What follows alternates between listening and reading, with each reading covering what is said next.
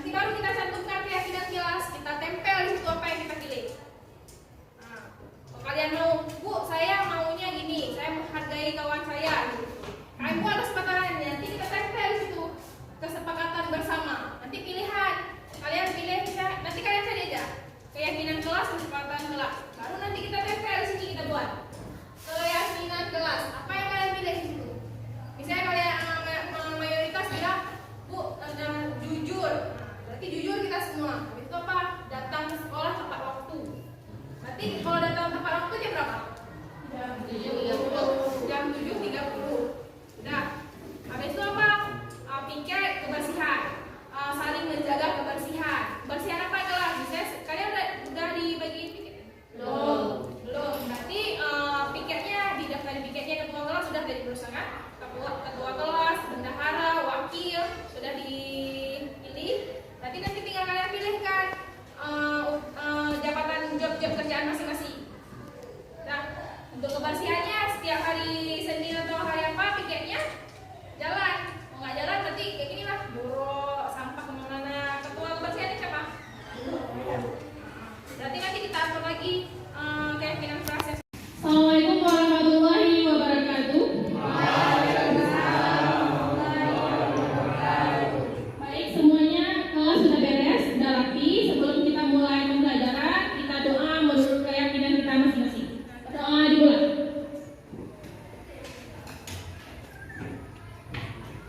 Amin. Oke, di sini kita sebelum pembelajaran dimulai, kita akan memulai yang namanya buat kesepakatan kelas. Kita di sekolah kan sudah ada yang namanya peraturan. Peraturan itu kan sudah terbit dari apa? Dari yang sudah diatur oleh sekolah.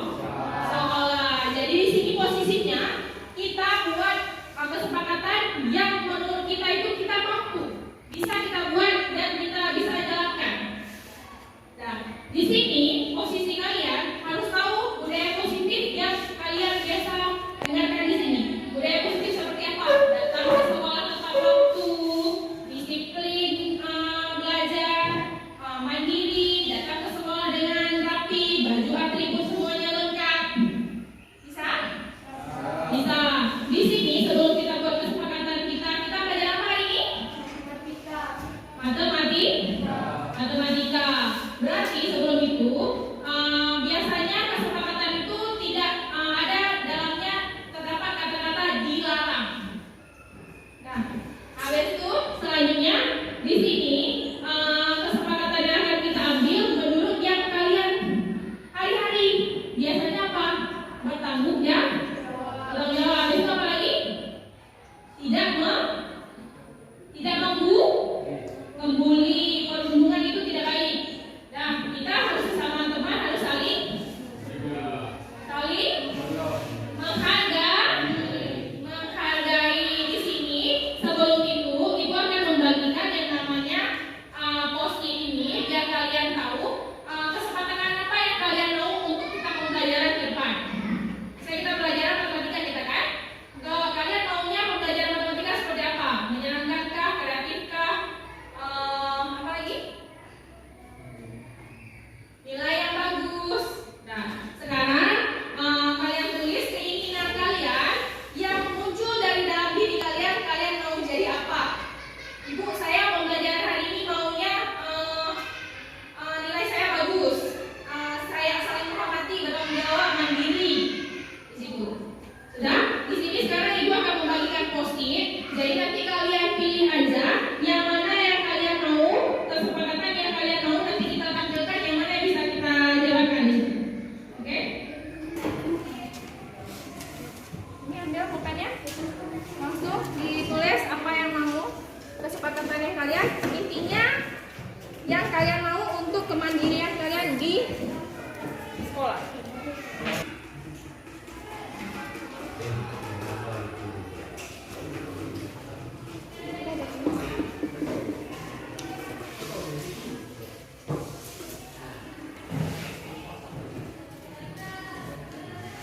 Kesepakatan kalian yang kalian mau, yang tadi sudah kalian tuliskan.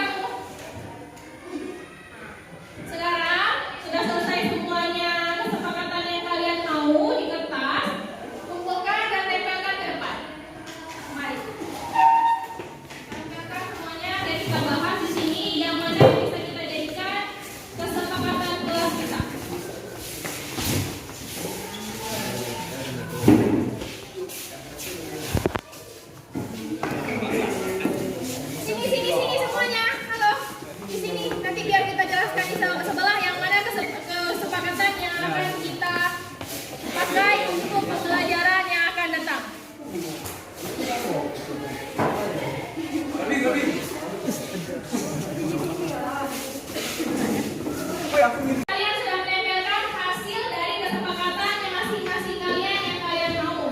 Berarti di sini ibu tulis dulu yang mana kesepakatan yang paling banyak dan itu yang jadi kesepakatan kita untuk ke depan pembelajaran kita.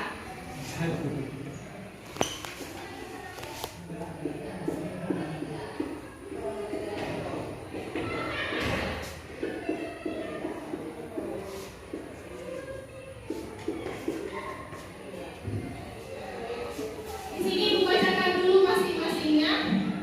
Guru tidak boleh membeda-bedakan siswa. Oke, setiap siswa harus menaruh kursi di atas meja masing-masing, sangat pula untuk memudahkan teman piket. Nah, salah satunya. Berarti ini mandiri, meja, kursi masing-masing dinaikkan dulu. Yang nggak piket harus bayar 2.000, tidak boleh adanya diskriminasi. Buat pakaian baju dengan rapi tidak boleh.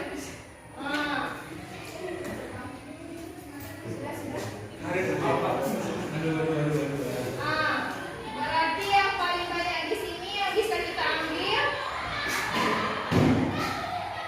toleran,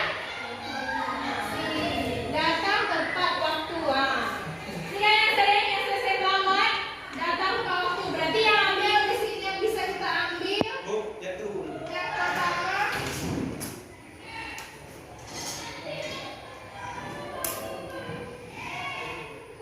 datang tepat waktu. Berarti yang pertama kesempatan kita apa? Datang ke sekolah tepat waktu.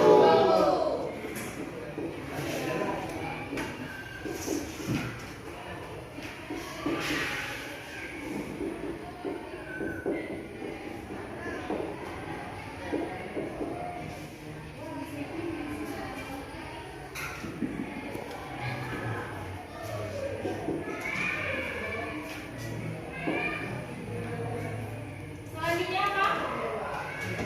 Selanjutnya saling menghargai dan menghormati. Di sini kita kurang kan? Kurang sekali kan? Ini yang kita ambil berarti saling menghargai dan menghormati. Kalian tak kuat ya? Kuat kan?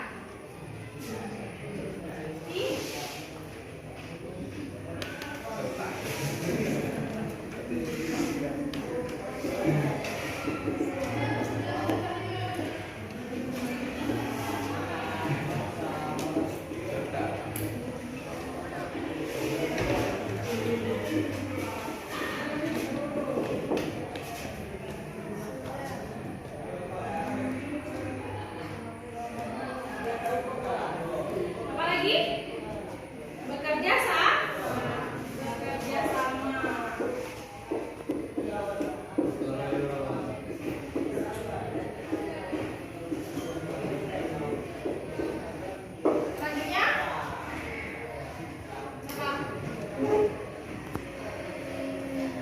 Menjaga kebersihan.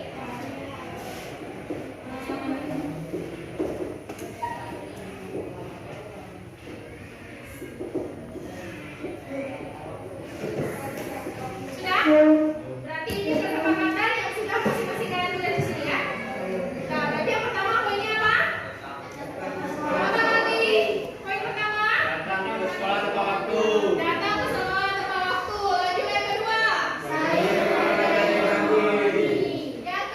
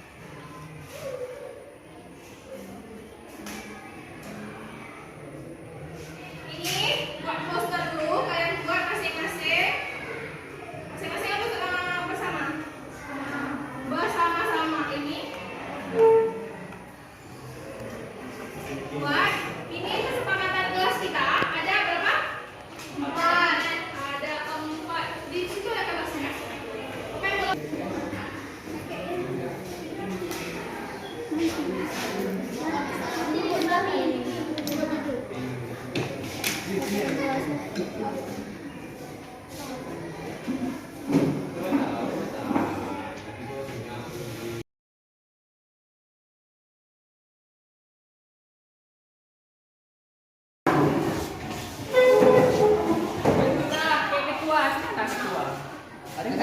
Ada Biul. Tempelan. Tinggi, apa Reza? Abibul.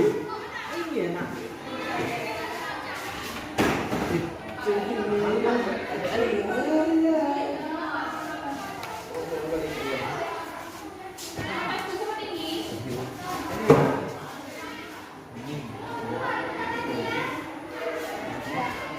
Ini kita udah tahu kan kesepakatan kita ini yang udah kita tulis, kita kolaborasikan bersama kita. Ini kita penandatangan kesepakatan kita. Berarti kita janji ini yang kita harus disepakati ya. Lanjut, Iksan kata Mari. Tanda tangan Presiden.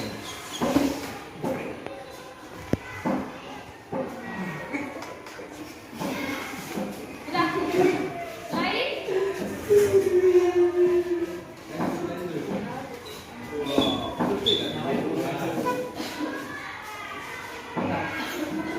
Sudah yang perempuan, yang laki-laki sudah, yang perempuan.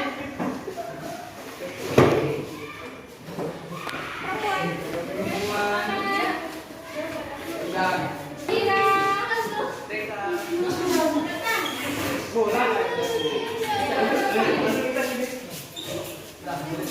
ya Bu.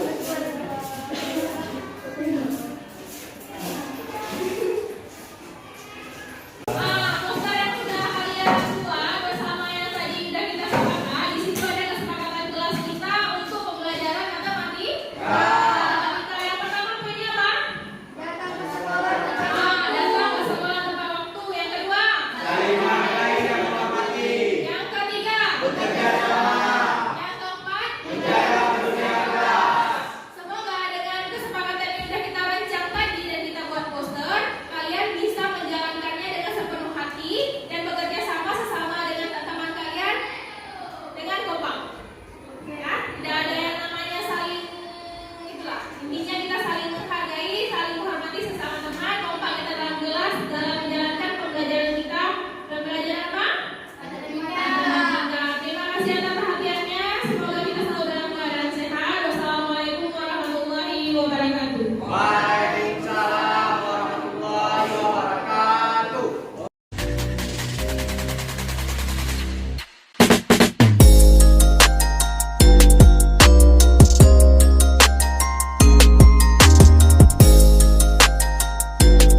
Assalamualaikum warahmatullahi wabarakatuh. Baik, di sini saya Mengerjakan tugas kami. aksi nyata modul 1.4 budaya positif. Di sini penyumbang yang akan saya lakukan ialah mengenai implementasi pemahaman budaya positif di sekolah untuk membantu murid belajar dengan aman dan menyenangkan sesuai dengan filosofi Ki Hajar Dewantara. Di sini sebelum itu kami sebagai calon guru penggerak angkatan ke-8 ingin membahas tentang perubahan yang akan kami lakukan untuk menjadikan sekolah kami sekolah yang aman dan ramah bagi siswa. Kita harus tahu yang namanya makna dari budaya positif. Apa itu contoh dari penerapan positif yang telah kita terapkan selama ini sesuai dan tidak dengan budaya positif yang sudah kami belajar selama 4 modul ini. Sebelum itu, kita harus tahu yang namanya pengertian dari budaya positif itu. Budaya positif merupakan perwujudan dari nilai-nilai atau keyakinan universal yang diterapkan di sekolah. Budaya positif ini di sekolah tidak dapat diterapkan secara instan. Dalam penerapan budaya positif di sekolah harus berpihak pada murid agar mereka dapat berkembang menjadi pribadi yang berpikir kritis, mandiri, saling menghargai dan bertanggung jawab. Contohnya penerapannya ya salah satunya melaksanakan tata tertib sekolah. Yang kedua, cinta kebersihan dan lingkungan. Yang ketiga, kejujuran religius, kepedulian, sifat toleransi dan sikap nasionalis. Mari dulu sama-sama kita lihat di situ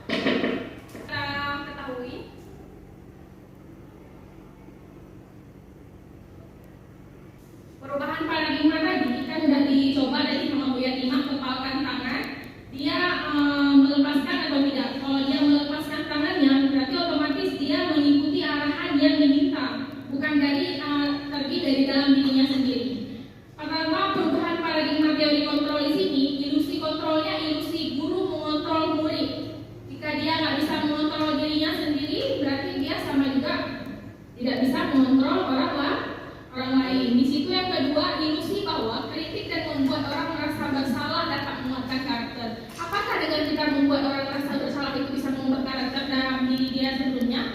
Tidak kan? Semuanya terjalin atas diri kita sendiri. Sifat kita seperti apa? Terjalin dari diri kita sendiri. Ilusinya bahwa semua penguatan positif efektif dan bermanfaat. Yang keempat, ilusi bahwa orang dewasa memiliki hak untuk memaksa. Selanjutnya, perubahan paradigma di sini untuk membangun budaya positif sekolah perlu menyediakan yang namanya lingkungan yang aman dan menyenangkan agar murid mampu berpikir, bertindak dan merdeka dalam mengembangkan potensinya serta mandiri dan bertanggung jawab. Disiplin juga berkaitan dengan posisi kontrol. Posisi kontrol di sini, bisakah kita mengontrol orang lain? Coba Bu Indah, apakah kita bisa mengontrol orang lain? Di situ lihat perubahan paradigma stimulus respon teori kontrol. Bisakah kita mengontrol orang lain? Tidak bisa. Ya, karena di situ stimulus respon yang teori kontrol itu kita harus tahu kita mencoba mengubah orang agar berpandangan sama dengan kita. Teori kontrolnya bisa atau tidak? Kita berusaha, tapi memahami pandangan orang lain dan tentang dunia kan tidak bisa. Selanjutnya yang stimulus respon, jika perilaku buruk dilihat sebagai suatu kesalahan, berarti di sini teori kontrolnya apa? Semua perilaku memiliki tujuan. Selanjutnya pemaksaan ada pada saat rujukan gagal. Di sini kolaborasi dan kesepakatan menciptakan pilihan-pilihan yang baru. Di sini kita lihat budaya positifnya ada 5. Pertama, disiplin positif. Yang kedua, motivasi perilaku manusia. Yang ketiga, posisi kontrol guru. Yang keempat, keyakinan kelas. Dan kelima, segitiga restitusi. Di sini kita tahu disiplin sekolah kita apa? Apa Bu Fauzia? Tidak boleh datang terlambat. Tidak boleh datang terlambat. Selanjutnya, Tidak boleh merokok. tidak boleh merokok. Itu salah satu disiplin positif di sekolah kita. Di sini kita harus tahu yang namanya disiplin positif itu apa. Disiplin positif mengajarkan tanggung jawab kepada murid dan mengembangkan kesadaran diri berdasarkan nilai-nilai kebajikan yang kita punya. Ya kan? Selanjutnya,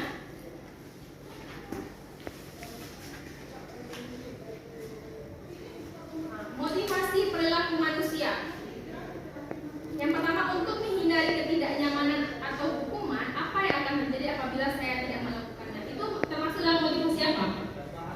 Motivasi eksternal, berarti dari orang lain untuk mendapatkan imbalan dari orang lain atau institusi. Apa yang akan saya dapatkan apabila saya melakukannya? Itu termasuk dalam motivasi eksternal. Ini baru kita bahas tentang motivasi internal. Untuk menghargai diri sendiri, kita harus menjadi insan sesuai dengan harapan kita. Saya akan menjadi orang yang seperti apa apabila saya melakukannya. Itu berarti termasuk dalam motivasi internal. Tujuan disiplin kita di sini ialah terdorong dari diri kita sendiri.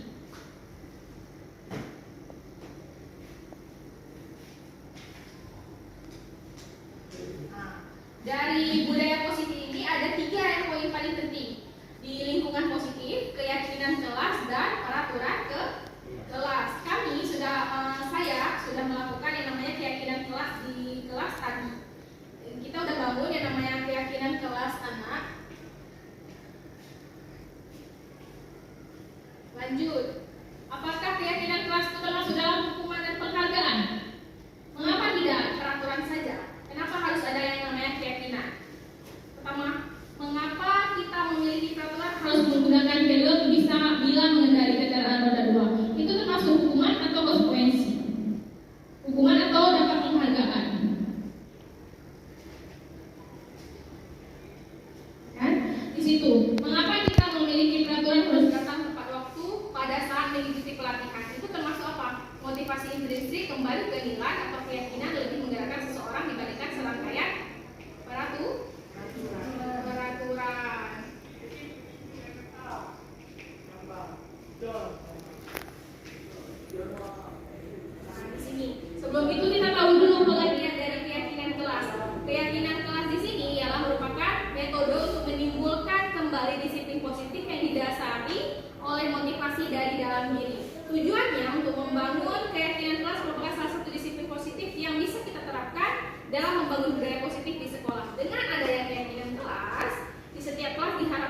mewujudkan tujuan kelas yang mandiri guna menunjang pendidikan yang berorientasi kepada profil pelajar Pancasila. Di situ dengan adanya keyakinan kelas diharapkan dapat meningkatkan kedisiplinan murid, yakni disiplin yang muncul dari dalam diri atau motivasi intrinsik, bukan paksaan dalam bentuk aturan atau sanksi.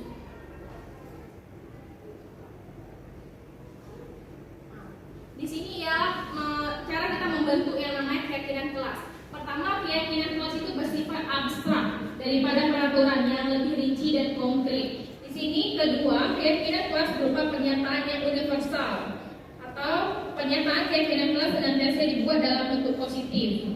Yang ketiga, semua warga kelas sebaiknya ikut berkontribusi dalam membuat keyakinan kelas lewat pendapat atau lewat pendapat. Yang keempat, bersedia meninjau kembali keyakinan kelas dari waktu ke waktu. Berarti kita di sini perbaharui. Jika keyakinan kelas yang sudah kita buat tidak maksimal, berarti kita perbaharui lagi yang mana yang bisa diajukan kepada murid ini bisa jadi keyakinan kelas yang akan memberi perubahan kepada anak.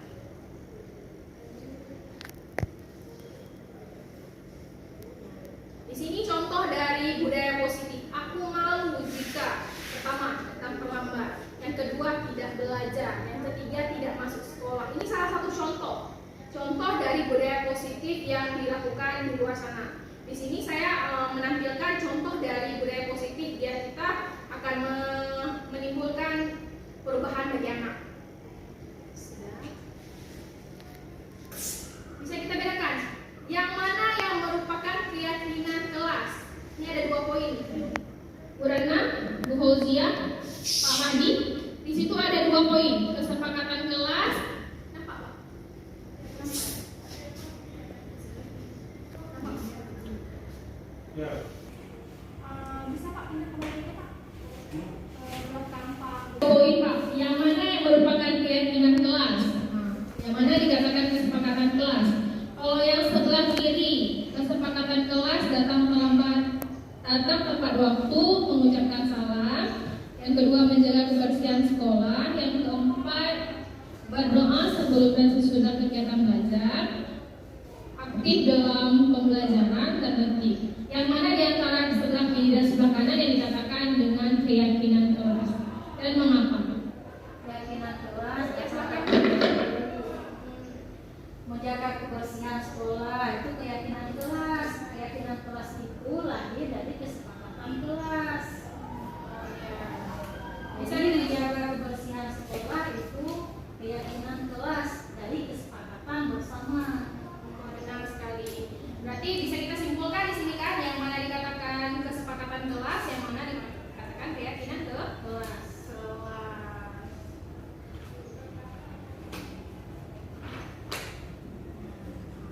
Di sini ada poin Pak Madi, Ibu-ibu Linda, Bu Dewi dan Bu Rana Dewi. Di sini kan ada 2 peraturan dan keyakinan kelas. Di sini misalnya selalu kembalikan buku ke tempatnya. Ini termasuk dalam keyakinan kelasnya Pak. Jawab. Bertanggung jawab. Dilarang mengganggu orang lain. Itu termasuk apa? Menghormati orang lain dan diri sendiri. Kan otomatis kita nggak ganggu orang. Yang ketiga, hadir di sekolah 15 menit sebelum pembelajaran dimulai. Berarti kita menghormati apa? Menghormati orang lain dan komitmen pada tujuan kita. Atau lanjut lagi, dilarang melakukan kekerasan. Itu termasuk apa? Pak Madi? Keselamatan kita. Berarti dengan kita tidak melakukan kekerasan, kita bisa menyelamatkan orang lain. Selanjutnya, gunakan masker. Itu termasuk apa Pak Madi? Kesehatan. Benar sekali. Kita lanjutkan.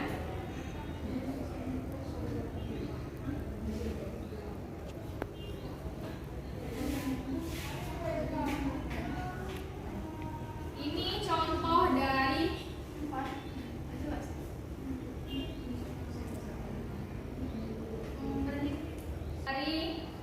ini contoh penerapan membuat keyakinan kelas yang dibuat sama Bapak guru membimbing siswa. Di sini kita yang otomatis yang sebelum kita melakukan yang namanya membuat keyakinan kelas, kita sebagai guru harus membimbing siswa membuat itu keyakinan kelas, dibangun dari siswanya seperti apa. Yang kedua, siswa menulis dan menempelkan. Tadi udah keyakinan kelas sudah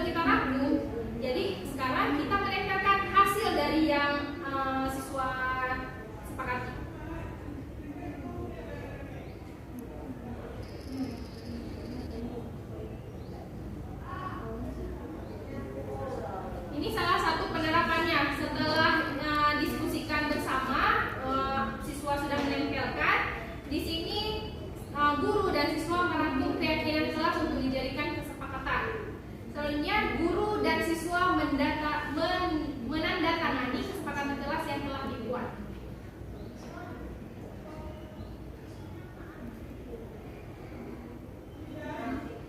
Di sini, Pak, goyang.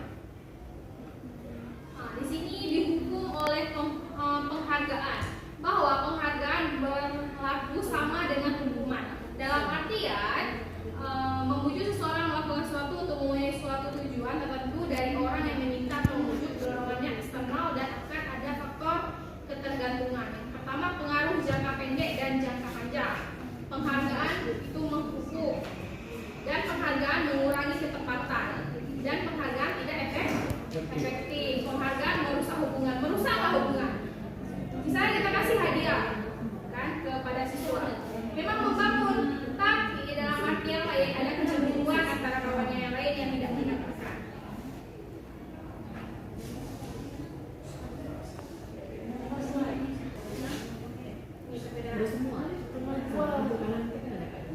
Enggak, tadi udah.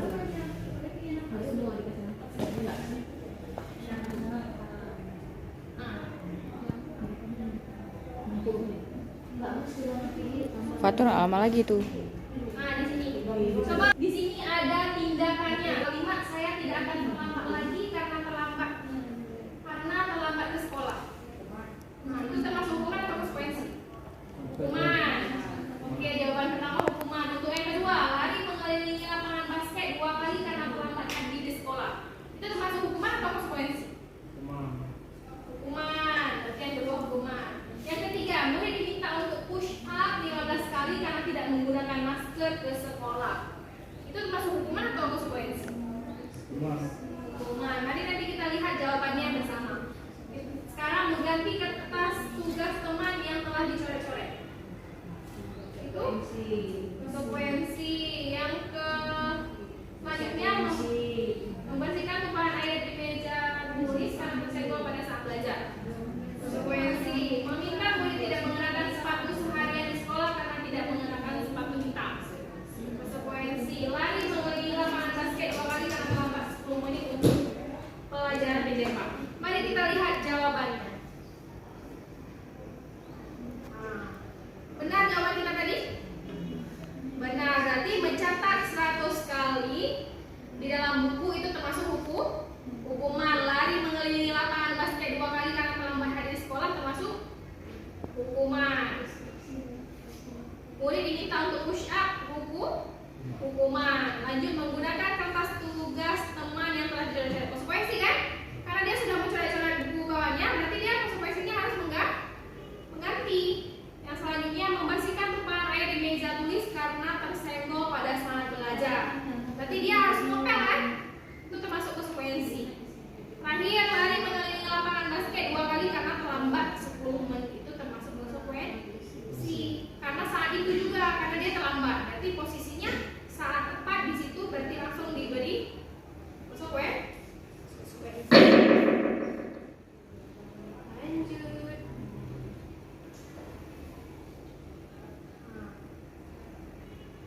Sebelum itu kita harus tahu perbedaan yang namanya hukuman sama konsekuensi. Hukuman itu sesuatu yang menyakitkan harus terjadi. Kalau konsekuensi sesuatu harus terjadi. Kalau hukuman membuat anak sakit fisik maupun hati untuk jangka waktu lama, itu termasuk konsekuensi apa? Membuat anak merasa tidak nyaman dalam jangka waktu pendek, ya kan? Selanjutnya anak membenci kedisiplinan. Konsekuensinya apa? Anak bisa menghargai disiplin. Habis itu paksaan, stimulusnya adalah tanggapan kita paksaannya mendorong anak menyakiti diri sendiri. Berarti mendorong anak agar mudah menyesuaikan diri. Di situ lanjut lagi konsep diri yang buruk. Berarti kalau hukumannya konsep diri yang buruk, konsekuensinya apa?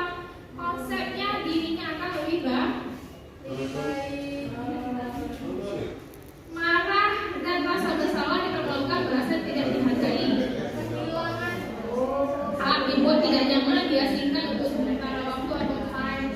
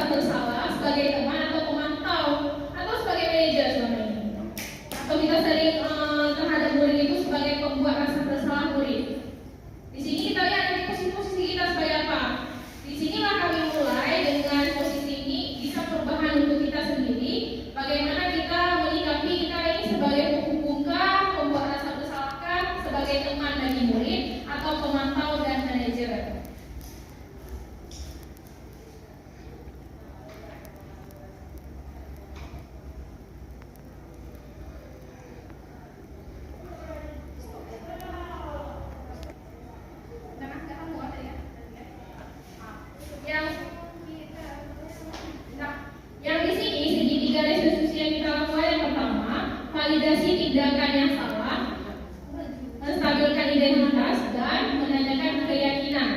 Di sini menstabilkan identitas dulu kita apa?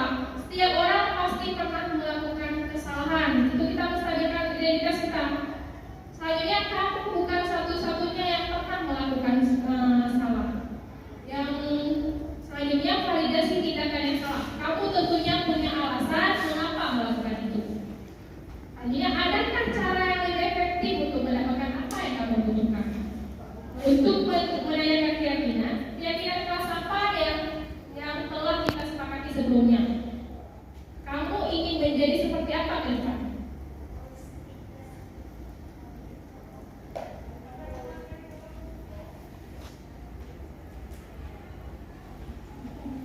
Nah, sebelum itu kita harus tahu yang namanya segitiga restitusi. Segitiga restitusi adalah proses menciptakan kondisi bagi murid untuk memperbaiki kesalahan mereka sehingga mereka bisa kembali pada kelompok mereka dengan karakter yang lebih kuat.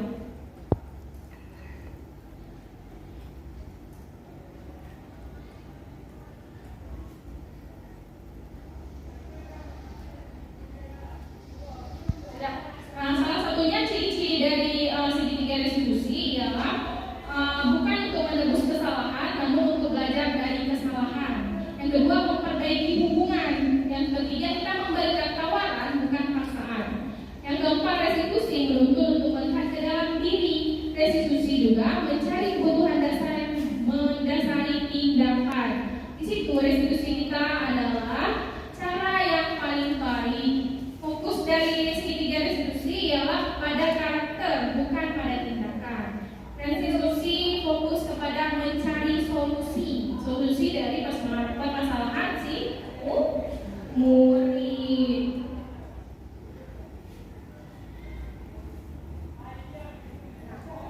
Di sini adalah saya sudah buat yang namanya dokumentasi penerapan segitiga. Di sini kasus yang siswa yang pertama ialah datang terlambat ke sekolah sampai 5 kali berturut-turut. Selanjutnya anak yang tidak mengerjakan tugas. Di sini kami penanganannya ialah menggunakan segitiga restitusi.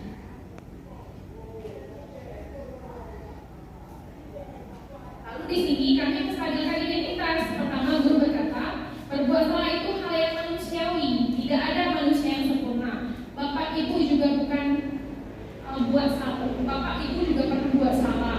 Di sini kita pasti bisa menyelesaikan permasalahan ini. Siapa yang salah, bapak ibu atau yang lebih tertarik untuk menyelesaikan masalah? Kalau kamu menyalahkan diri kamu sendiri, terus menerus apakah kamu bersikap baik pada dirimu sendiri?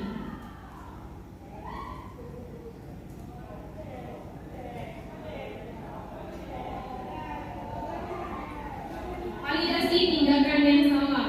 Di sini guru berkata, kamu bisa saja kan melakukan hal yang lebih buruk, tapi kamu tidak melakukannya.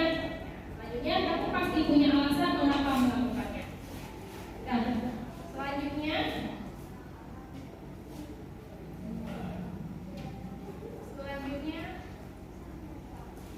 menanyakan keyakinan. Di sini anak melihat kesalahannya dihubungkan dengan norma sosial dan nilai-nilai yang mendasari manusia berinteraksi dengan orang lain. Guru berkata, apa nilai yang kita percaya di kelas atau di sekolah kita?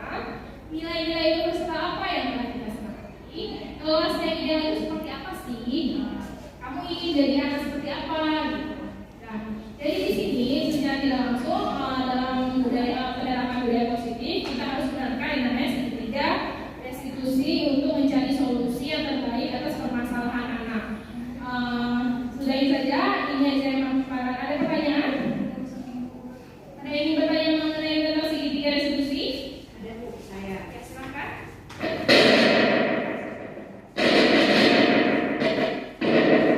Jadi kan dalam penerapan segitiga restitusi ini berarti kita harus yang utama itu adalah menstabilkan emosi ya bagi anak ya. Bagaimana caranya ketika anak-anak itu bermasalah menghimbau anak ini datang ke kita untuk berkonsultasi ke kita, apakah kita harus memanggilnya secara pribadi untuk mengajak dengan kita atau kita tunggu kesadaran dia?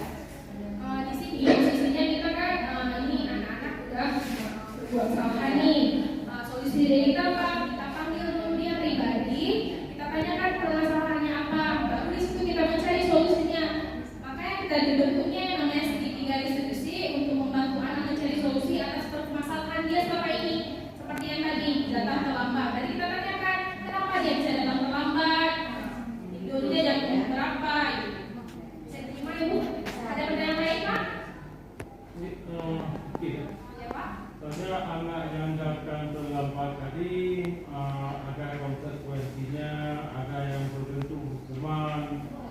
seandainya ketika guru memberi hukuman kepada anak yang melanggar itu, anak itu memang tidak mau untuk melaksanakan hukuman tersebut. Bagaimana langkah yang diambil? Ya, langkah kita sebelumnya